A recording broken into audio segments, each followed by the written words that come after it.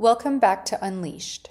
This is Sheila Paylan reading New Year's Revolutions. As the new year of 2025 on the Gregorian calendar approaches, the air fills with the scent of possibilities, new goals, new dreams, new chapters. Many of us begin to think about what we want the next year to look like and start making promises to ourselves about getting fit, eating healthier, or spending more time with loved ones. But for others, such ambitions are met with skepticism, and not without reason. For many years, I set New Year's resolutions that barely made it past February. Whether it was going vegan, exercising more, or cursing less, shit like that, my initial zeal quickly faded. By March, I often couldn't even remember what I had resolved to do anymore. When I came to Armenia in the beginning of January 2021, I was alone, knowing next to nobody, with plenty of time to myself. I can still vividly recall the night after my arrival, sitting solo in my Airbnb with takeaway dolma and a glass of wine, ready to give the yearly tradition another shot. But instead of writing New Year's resolutions at the top of a fresh page in my notebook, I accidentally wrote New Year's revolutions. Instead of correcting the V to an S or starting over on a new page, I paused and stared at the word, finding it strangely apt. Was this a Freudian slip? A sign from the universe? Okay, I was on my second glass of wine.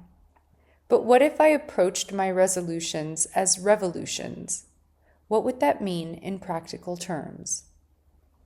Well, what exactly is a revolution? It is about radical fundamental change, aiming to alter the existing order in an enduring way. In political contexts, a revolution often involves overthrowing a government or a societal structure to establish a whole new system that shifts the norms, policies, and power dynamics. The essence of a revolution is the depth and permanence of that change. In the case of Armenia, the term revolution is used liberally to describe the change that followed widespread protests in 2018. However, as with many revolutions, criticism arises when the visible outcomes don't seem to match the initial aspirations. Critics might argue that while there are new faces in leadership, many of the underlying structures, systemic issues, and institutional frameworks remain intact, suggesting a rather superficial transformation. For a movement to be truly revolutionary, it needs to do more than just replace leaders and update some policies. It requires a deep rethinking and restructuring of the systems in place, economic, social, legal, and cultural, to reflect new values and ideals.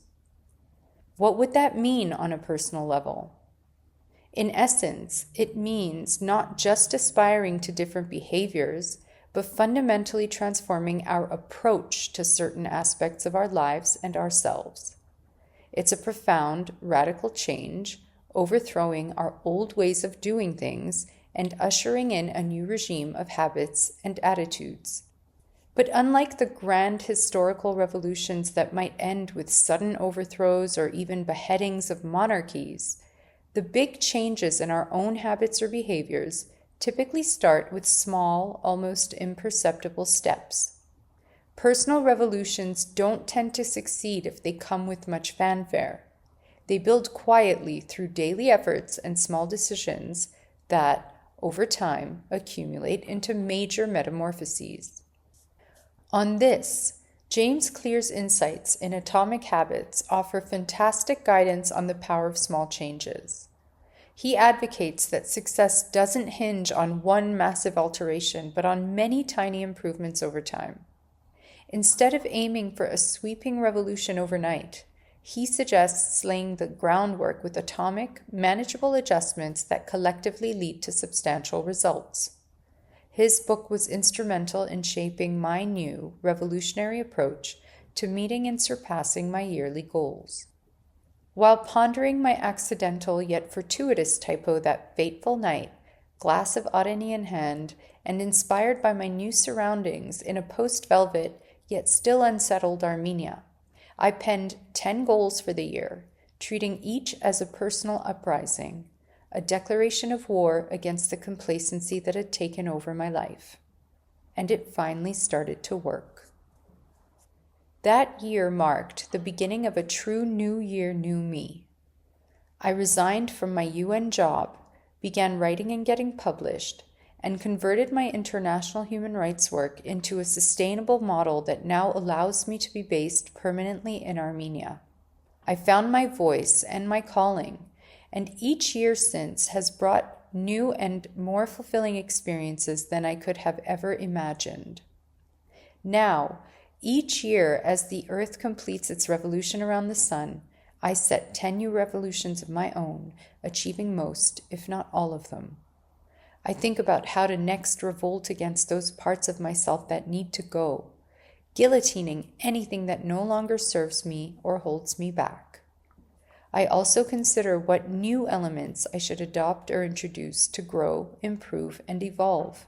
What's going to propel me to the next level? Each goal I then settle on becomes a battle cry for reinvention.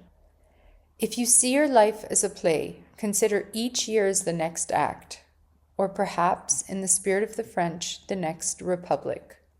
Make the constitutional amendments necessary to reach your highest potential. When setting your goals for this coming year, choose those that truly matter and then pursue them relentlessly. Skip the vague or trivial ones, like cursing less. And whatever it is you set out to do, whether atomic or revolutionary, don't do it half-assed. Do it like you mean it, like your life depends on it, because it does. Revolutions are sparked by the bold and sustained by the brave. May this year be yours.